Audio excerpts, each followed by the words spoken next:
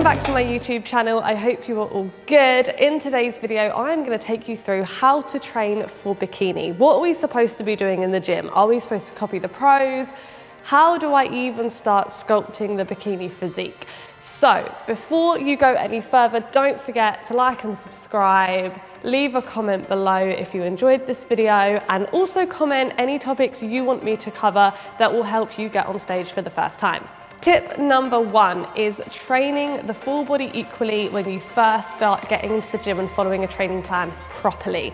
A lot of the times we'll get into the gym for the first time, we just want to grow the biggest bum in the world. We think that's all that there is to bikini athletes, and then all of a sudden we actually see their delts are massive, they've got great muscularity throughout the full body, and we need to achieve that too. For the majority of you that are getting into the sport for the first time, you probably don't have enough muscle just yet to be competitive in bikini, so training the full body equally is something that you want to focus on. So that should mean that your training consists of equal amounts of push and pull and knee hinge and hip hinge movements.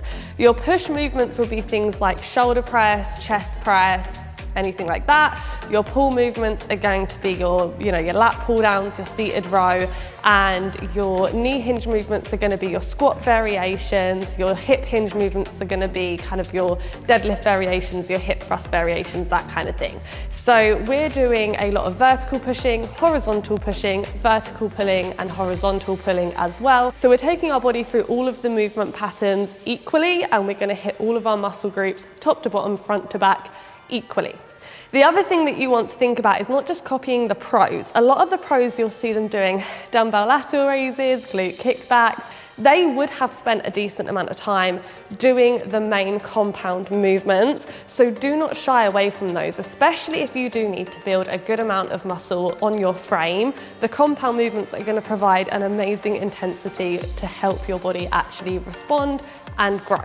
The only time I would encourage a first timer to not train their full body equally would be if they have experience in a previous sport and therefore they do have imbalances because of those sports. So if I have someone that's a competitive swimmer, a lot of swimmers have very well built backs, so you probably might find that you're not training back that much now anymore. I personally have experience with track and field, and I had quite well developed glutes and hamstrings, but pretty much no upper body when I got into bikini. So the only time I would say off the bat to train your physique imbalanced would be if you had imbalances there. So how do we actually structure our training then if we do have imbalances? If we're not training the full body equally, if we're not doing equal push and pulling movements, if we're not doing equal knee hinge, hip hinge movements, how are we actually supposed to train to suit our imbalances? So what you're actually going to do in this situation is you're going to sort your body parts into a hierarchy of priority. So what needs the most attention? So for me, my lower body was quite well developed, and like I said, I had no upper body. So the majority of my training volume needed to be put onto my upper body in order to make the improvements necessary. So when you look at your total volume across the week, a lot of research suggests that 20 sets per body part is absolutely fine for growth and recovery. We don't really need any more. We don't necessarily need any less unless there's a particular reason.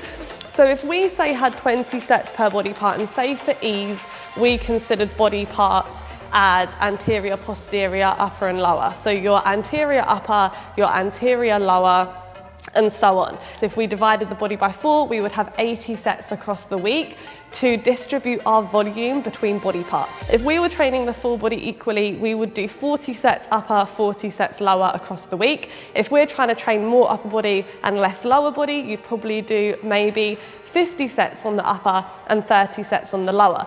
The biggest point to take away from this is if you do have a weak body part, don't just add sets. You want to make sure that you take away some sets from your strong body parts. The reason for that is the human body can literally only grow and recover from a certain amount of volume, and that is going to be obviously dependent on the individual, how much volume that is, but every single person will have a maximum amount of volume that they can handle. So if we just increase the total volume, that's not actually going to help our weak body parts grow because our whole body can't recover from it. Does that make sense? So you want to make sure you take volume from other body parts that we don't need to grow and put them on body parts that we do need to grow. Another misconception is that if you have an overpowering body part that you should still train it nice and hard. Now, there is reason to believe that if you do have a body part that is incredibly overpowering, almost too big for bikini, you would find yourself having a training program that wouldn't include any of those movements, any movements that would hit that body part directly. So I did a prep once where I didn't train glutes at all for about 6 months. No hip thrusts, no RDLs. Obviously my glutes are gonna work secondary on some movements, like a leg press, but no actual direct contact with hip hinge movements on my plan for 6 months. So you might find that's the case as well if you do have very, very overpowering body parts.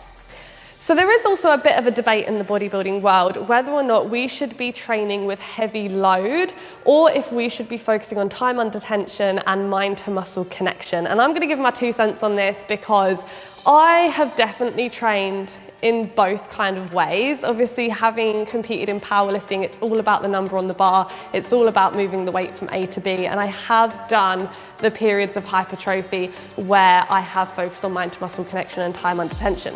There is a study on this, which I will add to the screen because I can't remember the name off the top of my head, that did actually look at what was better for hypertrophy and muscle growth. Was it loading the bar as heavy as possible, or was it really slow movements and time under tension? And this study actually concluded that it doesn't matter.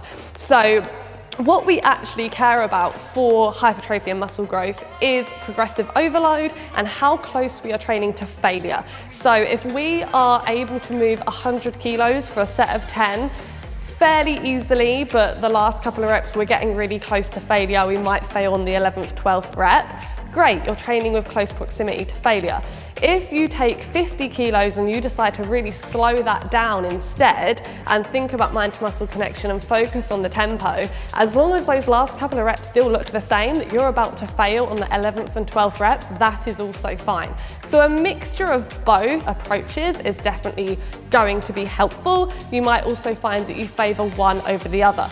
Whatever you do, as long as you're progressing, as long as you're training close enough to failure, that is all that matters. I also find the statement quite funny as well, though, when people say kind of make light weights look heavy, because if you could make a really heavy weight look light, would you not also have more muscle? Do you know what I mean? Like, if you're struggling with 10 kilos and someone next to you is making 100 kilos look easy, who do you think is going to have the most muscle? So I would definitely adopt the main principle of both approaches. We don't want to be sloppy with our training, but we also don't want to be comfortable just lifting really lightweight and expecting that's going to give enough intensity to grow. I hope this video makes sense and I hope it has helped you along your way to sculpting your bikini physique.